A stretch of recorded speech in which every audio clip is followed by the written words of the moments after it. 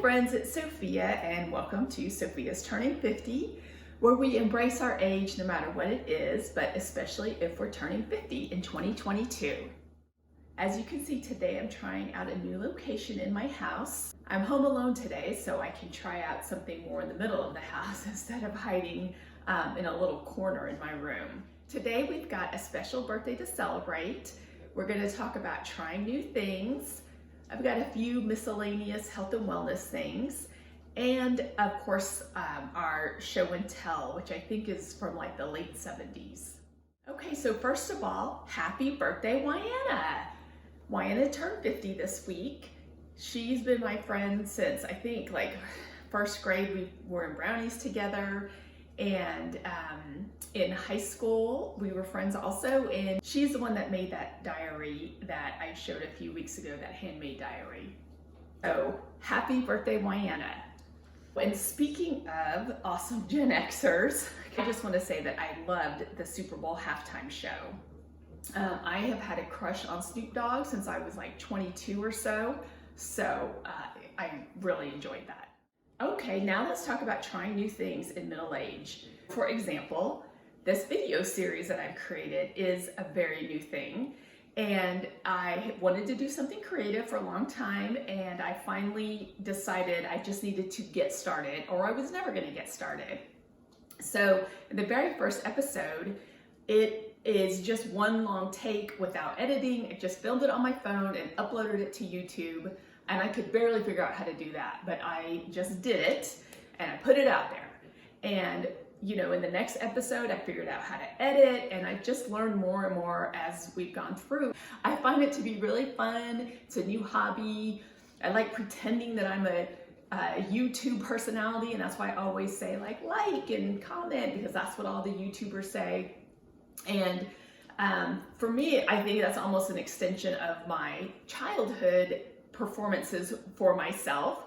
I remember I used to act out like scenes from Happy Days. I remember one in particular. I stood on my bed and pretended I was Leather Tuscadero, like balancing on a car in the Demolition Derby. I think it was a to be continued dramatic episode. I also, we used my little tape player to record myself, pretend that I was interviewing people, and I would be all the different characters. And I called it Twin Valley Neighborhood, kind of after Mr. Rogers' Neighborhood. I used to choreograph songs and perform them in front of the mirror. And then I also tried to write little short stories. And we're gonna see something about that in the show and tell at the end. And so while I'm at it, I should tell you that I recorded some of this yesterday, and I'll be cutting it in. And so, for example, I think the part of the health and wellness and the show and tell are going to be yesterday's shots. That's one of the things I've learned to do is, you know, take multiple videos and edit and, you know, combine them into one relatively smooth video. I know there's some cuts that are a little abrupt. That brings me to my next point, which is when you try something new, you don't have to be perfect at it. Let's watch this little clip from yesterday where I talked about that. Just try something new. You don't have to be good at it. Oh, let me give you an example. So if you remember a while back, I talked about doing a triathlon. Like the first one I did was I think in 2005, and then I did one in 2012, and I think that's it. But so in 2005, I didn't know how to swim, really. I didn't know how to ride a bike. And so let me tell you about the swim. You know, my goal for that triathlon was just to finish. And when I got it, this is an open water swim. We have to swim basically around a lake, and I think it's maybe like half a mile. I can't remember. But I could not, I learned how to swim, and yet when I got in the open water, I basically swam from noodle to noodle. Half the time I thought, am I going to drown out here? Now, I knew I wouldn't drown because there were lifeguards like every 10 feet. But there was a time when one of the lifeguards was like, are you okay?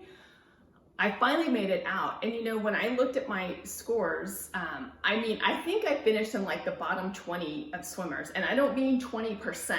I mean, out of 1,500 people, 20. But I did it, and that was all that I cared about. And so I guess what I'm saying is try new things, even if you stink at them. It's okay to be bad at things, even at our age. Don't be scared, don't be embarrassed. There's another thing that I've been thinking about for some time living here in California, which is I would like to do a triathlon here. But the open water swim is in the ocean, and I just have not gotten the gumption yet to go get swimming lessons on how to swim in the ocean. I would definitely need lessons. Yeah, so I'm not too sure about swimming in the ocean. It's super cold. I would wear a wetsuit, but still, I haven't gotten to that point yet, but maybe this year, we'll see. Now let's move on to the health and wellness segment, which I also filmed yesterday. Now I just have a few health and wellness updates, which are really just, I made a bunch of appointments finally. So I've got my dumb eye appointment. I made an appointment for the chiropractor. I made an appointment to get a massage.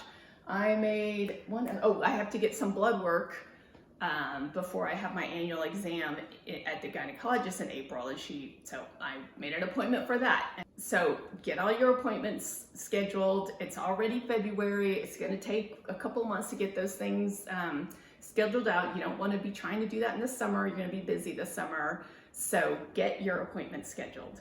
Something else I want to say about health and wellness that I want to share a little story is that the other day I was sitting on the couch and I got up, or tried to get up. I don't know exactly what happened. My arm slipped maybe as I pushed myself up, but I fell down. I literally fell off the couch trying to get off the couch.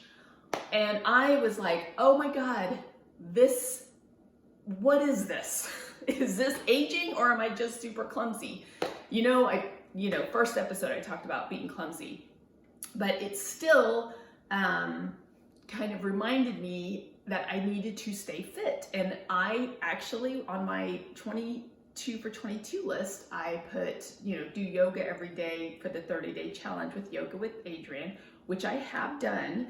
And I kept going. So now it's, the 15th, I think, and I have done yoga every single day this year. And, one of the reasons is that yoga kind of maintains your strength and your flexibility so that when you're 75 and you fall down, you can get yourself back up. And so make sure you're maintaining some level of fitness while we age, especially for women. You have to keep your bones strong and all of that. So make your appointments and keep up your fitness. Now let's do our show and tell. And like I said earlier, I did it yesterday. So let me tell you that sometimes I shoot a video and then when I go to edit it, I just decide I do not like it at all. And so that's what happened yesterday. But then there are some segments that I do like how I said something, or I think it's kind of funny. And all of these videos are just completely off the cuff, off the top of my head for the most part. I think of topics and then I just talk about them. So the reason this week I'm trying to cut in video that I did yesterday is because I liked the way I said it, and then when I try to repeat a story that I came up with off the top of my head, it's just not quite as authentic. So let's look at the show and tell from yesterday. So this is called The Complete Works of Sophia A. Harbor, volume number 1, and it's got a little book here. Let's see if you can see that. Now, inside here is actually not my short stories. This is just a whole bunch of my elementary school stuff, which we're not going to go through. But I did find one. I guess this is a story. The title is They're Moving, T-H-E-I-R, which I'm horrified by. I must have been very young when I wrote this. Okay, it's gripping, so hold on to your seats. Once there was some people who were going to move. So they packed everything in their station wagon, spelled S-T-A-C-H-I-O-N, in their station wagon. They packed a quilt, mattress, lamps, and all that you have. Finally, they got to their new house, so they unpacked everything again. Now they have a new house. Okay, so that was I don't know when I wrote that, but I still have that. Unfortunately, I didn't date it. Now this, I can't believe I have or found. This is Texas Summer Reading Club 1979. And so I would go to the library every I mean, I went to the library all the time, but in the summer, I would always join the summer reading club and read as many books as I could so that I could get a certificate on the wall of the library. And then every 10 books you read after that, you would get another star. And so I was just reading so I could get as many stars, because I always wanted to be at the end of the summer the person with the most stars on their certificate. And, you know, I would say when I was like 9, 10, 11, I really read a lot. This looks much younger. Oh yeah, 1979. I would have been 7. The first book is Benji's Doghouse. Number 2, May I Bring a Friend. Number 3, Sydney. Number 4, The King's Fountain. Number 5, Oliver. Number 6, Pumpernickel Snickle and Green Mean Cheese. And that looks like my mom wrote that. Number 7, Bored, Nothing to Do. Number 8, 2 is Company. I don't know any of these books. So anyway, that was a fun little thing that I did. That's all that we have for this week. Remember to get out there and try something new, and make your appointments and keep up your fitness. And as always, embrace your age no matter what it is. See you next week.